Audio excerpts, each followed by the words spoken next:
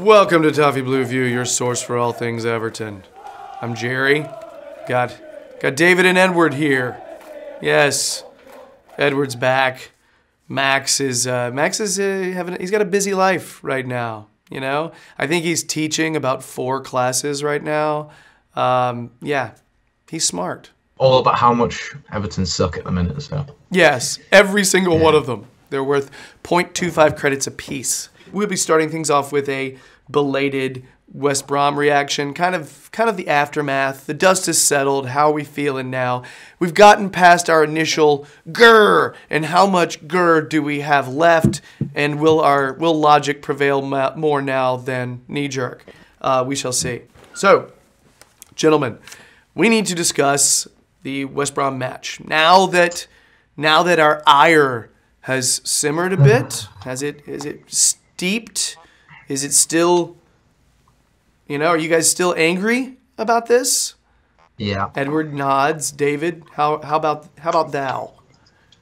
I don't know. I feel like I've felt all season watching Everton, to be honest. I'm no more angry than I've been all year, so I think I can imagine Edward's probably going to go. We're going to go good cop, bad copy, and maybe Edward will be bad cop, and I'll just kind of weigh in with something less aggressive. But I just want to point out that normally Edward is not the aggressive, Cro-Magnon critique. He's not usually bringing that. So this is. I mean, if you saw the instant match reaction, I went hellbent and said a swear word. Every man has a breaking point. Said every man has a breaking point. And I think we've the Toffees have finally broke Edwards. So just to throw it out there, we drew 1-1, and we only drew because of our prince Umar. Yeah, Edward's fave. I'm not against Umar scoring goals. So Edward, do you want to go ahead and get out what you need, vent and get it out now, because you've been holding it in since. I mean, it's kind of like I said on that match reaction. I'm not disappointed or sad with the result because of the fact I'm used to it so much. I'm really just angry at how the game actually went. I mean, I'll start my little rant with a question. All right, so both of you, these games, Huddersfield, Swansea, Liverpool in the Premier League, what do all of those have in common?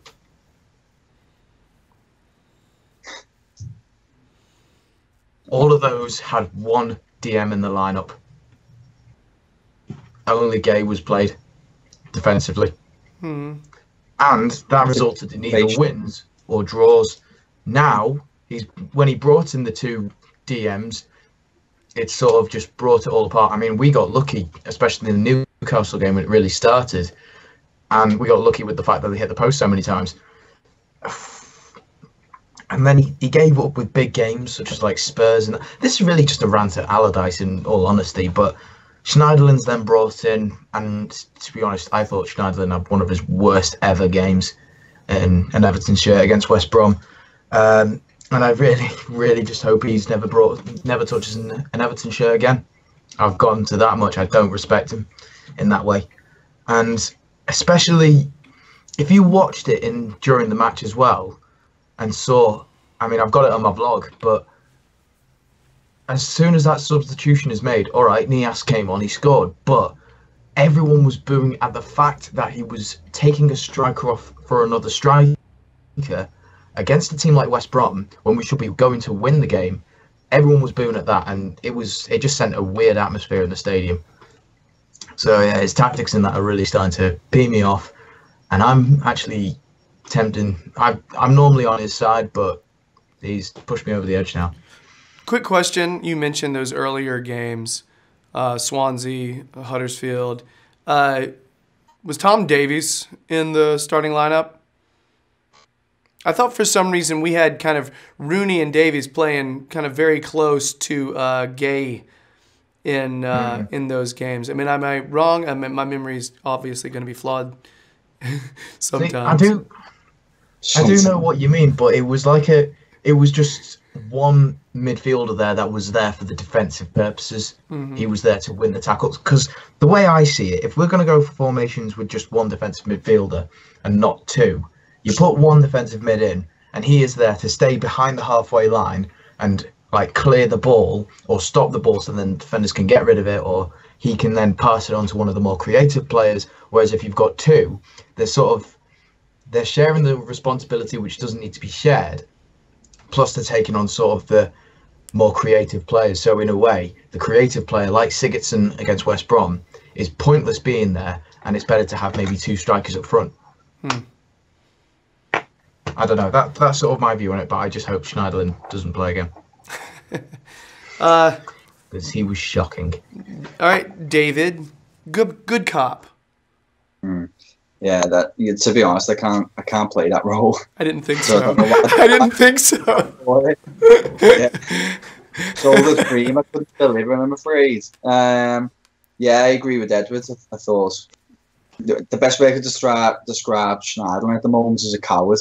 And I've never seen somebody play so many sideways balls in 90 minutes than I did on Saturday.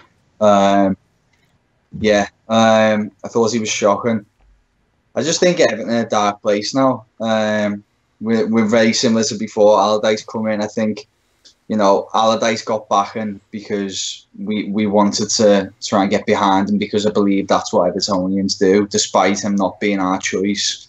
And some decent results help, but it just turned sour too quick. And we're now in a position where I don't think Allardyce is good enough to turn it round. People are already off the Allardyce train, and it's just depressing. It's a real dark time to be an Evertonian, and nothing about that result surprised me at all, to be honest. I don't even think Everton deserved a point. West Brom were the better team, and they were chasing the 3 points at the end of the game as well. I agree with Edward again. I think we should have went 2 up. But that's obvious. But did anyone? I mean, did either of you two think that we were ever going to go 2 up? And that for me, I knew it was going to be Tosin coming off for Nias. And I just feel sorry for the two lads who've come in, Walcott and Tosin. I think if I was going into this club at the moment, I'd be asking myself why I've come in, because we played terrible football. The atmosphere is terrible. There's no leaders on the pitch. It's just poor, completely and utterly poor. And West Brom was just a perfect example of this Everton side right now. So, guys, I'm going to ask you some questions because tipping my hand here, I wasn't able to record the game. So I had to learn everything through extended highlights and match of the day. So I didn't get any sense of the flow of the game, all right? Based on the highlights, it didn't look as bad. But when I sit there and I read the comments and the analysis from people that saw the entire game, it seems pretty grim. And I don't think those highlights are indicative of how the game actually went. So if we're talking about what prevented us from winning, I've got a list here of the different things that people are mentioning. What prevented us from winning? Defensive miscommunication, lack of offensive chemistry, no balance of attack since we have no left back, or no midfield connection when we go from back to front. Would you say it's a little bit of all of those things, or is there one particular thing that you guys think stands out more than the others? I think really the midfield connection thing is sort of bang on, because every point during that match, it felt a bit like the Burnley game. I thought actually it was going to turn out like the Burnley game, because the way West Brom settled for it, and they just really dug deeper and just wanted it more. And it was weird as well. All the midfielders looked like they didn't want to touch the ball. So it looked like a massive gap in the team where the defenders had to pass it over to the attackers, and just it made no sense to do it. But yeah, I'd actually agree with all those. I don't know what David thinks, but yeah, I think it is a mixture of everything. I think the main thing is there's too many cowards in the team. There's nobody willing to pick the ball up and make something happen. which is then leading us to not defend as a unit, not attack as a unit. Everyone's just scattered about, and I've said all year, I feel as if Everton always look like they're playing with 10 men, because they always seem to just not be able to close the ball down, and whenever we're attacking, we never seem to have any players in and around the ball looking to pick it up, move it forward. So yeah, the best way to describe it is it just feels like Everton are always down to 10 men. I think that just comes down to the fact that I can't even explain it. We just look a gang of misfits. You know, the team look a gang of misfits. The shelving unit's starting to fall apart in a way. So, you mentioned Walcott and Tosun. How do we feel? How do they play? How do they look? I'll let you go with it, David. Yeah. I thought Walcott looked okay. I think he was definitely rusty, and there was times where he wasn't, say, in the game as such. But that's no criticism to him. I said he assisted as well, which is a lot more than most of our wingers have done this year. So I was happy with Walcott. Tosun, I just feel so sorry for. I mean, he's come from a side that looked to control play, look a lot of attacking intent, and he's come to this Everton side that just look to hoof the ball forward when they're defending. Don't try and go out with the ball, just maintain the shape in their own half, and he's just running around chasing shadows. So I feel like we can't even judge him at the moment. I feel really sorry for him coming into this side. It's just, you're right. It is a dramatic change going from. I mean, Besiktas, they attack so quickly. You watch them play for a little while, and they are potent. You know, I mean, you're right. One of the big themes that I've noticed in recent matches for Everton is literally the back line, ball gets to them, they clear it out instead of looking to pass it out. There's very little controlled passing out of the back. It's very much just like, just get it out as quickly as possible. It's Big Sam saying, play it simple. I almost feel like it's too simple. Because usually, backline clears it out, other team gets the ball, passes it around, we manage to intercept or block it, clear it out, and then it's rinse, repeat, over and over. It's the same thing. And it's just the defensive nature he is, isn't it? Yeah, it's not even. I mean, I hate just a lot, as you said, the route one option every time and the long ball. But what I find most depressing is at least go out with the ball, and at least as a unit get up the pitch and put their centre backs under some pressure when they collect that ball. But as I said, it's always like clear and reset, kick it as far as we can up the pitch, and then just stick to our positions and wait for the ball to come back on, like the attack to wave us again. And I mean, even. Has anyone seen Everton take a kick off this season without it going to a centre back and hoofing the ball down the pitch? I haven't. I definitely haven't. I haven't seen one. Why would you do that when the whole opposition is in their own half? You've got at least maybe 7 or 8 players around you. Why are we not looking to pass the ball? It to me it screams, don't concede, get the ball up the end of the pitch and let's like structure up. Yeah. And that says a lot about the mentality at the moment. I mean, I can really think of this saying where I think it's something like the best way to defend is to attack, and you know attacking with the ball to make sure. And if you're attacking with the ball, you're further from your own net, you're closer to the other net, and the other team's not got the ball. So that is basically the best way to defend, isn't it? Yeah. And it's just the complete opposite of what we're doing. Yeah. And every time, I mean, my dad's got this really big pet peeve. He rates Pickford really highly, but he says if he didn't have such a defensive mind as to just completely hoof the ball up, because if you watched him for the past couple of games, what he does is he hoofs the ball up to the main striker when there's only one there, runs past all the defenders, and then half the team is still inside our half, so it's just pointless, and then it goes straight back to them.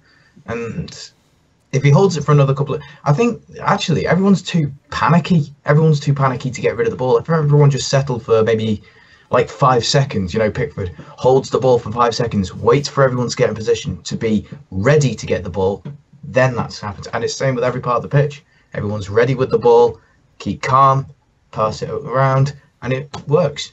But Yeah. Here's what I would say the biggest frustration for me is the fact that if we're just clearing it out, what I expect at a bare minimum is defensive organization.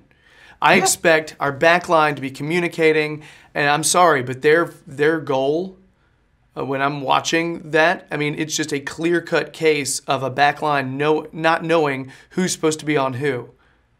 Right? There was no one with, I mean, Holgate's expecting him to be offside. Who's supposed to be there? Williams had pulled up, trying to make some kind of tackle, up the field, and he leaves Holgate by himself in the middle. Somebody needs to be covering back there to help. I mean, there's no communication. If we're going to play defensive, then damn it, you better do it right. Yeah. I think as well, I know I'm still going on about Schneiderlin shouldn't be in the team and all that, but if you look, I think at quite a few attempts on goal that West Brom had, it's all because of either McCarthy or Schneiderlin not going in for a tackle, mainly Schneiderlin, especially for the goal that we conceded. Schneiderlin does not go in for the tackle to try and get the ball. I think it was off Krakowiak, I think it was. And then it's sort of like Williams is getting sick of it, so he's like, no, screw this, I've got to go and get the ball because you're not going to do it. And it's like you say, David, he's a bit of a coward with it at the minute, not going in for the ball. Or at least if Williams is going to go in for it, like you say, Gerry, he needs to track back and get into Williams' position, so then at least we're not like having a massive gap. And that happened so many times in the game. And in fact, I think I'll go as far to say I think Schneiderlin was at fault for McCarthy's injury. Because if you look at it, he tried to do. They didn't move the ball forward. Schneiderlin passes to McCarthy. McCarthy then decides to try and take it back and put it back to Schneiderlin. Schneiderlin does this like weird run with the ball thing when it's clear he's going to get out marked and muscled, which then puts Rondon through from a pass. McCarthy then has to track back and get that awful injury. Okay, that's my rant done. I don't know. I bet it's going to come back. I can't make any guarantees. So a few notes on this one. You mentioned McCarthy's injury. We should mention it. It's terrible. He's going to be gone for a while. Similar injury to Coleman's double leg break. He's already had surgery. People have been really supportive. It's a bummer he was just now getting back to fitness.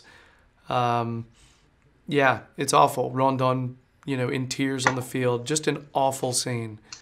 There's really nothing to say on that other than you hope he has a swift recovery, and it seemed pretty damn unintentional. A little bit different than Coleman's. Also last, Omar. Sam says we're going to keep Omar. He's won his points this season. Frankly, I still don't think he's a starter, but the fact that he can come off the bench with about 25 minutes left and nip us a goal, yeah, I'm fine with that. I don't think he's super high quality or whatever, but he's gotten results. Here's the thing with Nias, right? I believe he is a good striker in a partnership. Let's say or two. I think he is in the wrong generation in the Premier League because 4-4-2 was the formation, say, a decade ago. Now nobody plays it. I think if he had a target man up top with him, because he does score goals, he's got no all-round kind of capabilities away from the goal, but in front of goal, he does find the net. So I think he'd be a great poacher with a target man. But as I said, nobody plays that formation anymore. I think it's to his detriment. I think it's a really. I think the one time we did actually, because that's what I've been thinking about as well. In the Burnley game, we did try a 4-4-2, didn't we? And I think it was Calvert-Lewin up top with Rooney. Now, Calvert-Lewin being sort of the target man role for there, if Rooney had a bit more pace, which Nias does, then it might have worked on that day. But of course, Nias wasn't getting played at that time. Not really, no. Yeah, I mean, I'm glad he's in the side. I think he's got a great attitude. I like the fact that we can throw him on and he can maybe make something happen. I think he makes something happen. I think he presses well. He's athletic. He's physical. I don't think he's got a great footballing brain. whatever. I'm glad he's on the team. I'm glad he's going to stay. I just don't know that if we're hoping to threaten for top 6 next season, I don't necessarily think he's an answer on that. But, you know, I don't think he's a starter, but I like the idea of throwing him in. You know? I think we all know the answer from Max, don't we? Well, Yeah, well, he doesn't really. Well, he likes him, but he knows that we've got to get rid of him, basically. Yeah, he doesn't really rate him. You know, I mean, I think that's overall sort of the way a lot of people feel. You know, but right now, I don't think we're in a position to sell him at all. You know, It'd just be stupid. Although it would be an Everton thing to do. Yeah, I think he'll go in the summer. Yeah, I think it's every transfer window. Nias could be gone. Anything else? Any last little bits on West Brom, or are we good? No, Yeah, let's put it to bed. Another terrible result to bed. Yeah, this is like group therapy, essentially. We all talk it out. We hear each other out, you know? Get it out. So my name's Edward and I'm an Evertonian. That's the way it starts, right there. So that's it for our West Brom Aftermath segment. If you're digging the videos, please subscribe. We are slowly building up to 500. That's awesome, and thank you for that. Very appreciative. Guys, make sure you give us a like, throw a comment on there. That's cool. Check out David's stuff on the Sportsman and the Toffee Blues website. Please check out the Toffee Blues website. Lots of good stuff on there. Check out Edward's YouTube channel, Jam E. James. He's got match day vlogs, FIFA videos. He's got a few videos of his interpretive dance skills. He's a talented overall guy. You should check him out. Yes, please. So, yeah, that's it. We got more stuff to do. So, bye.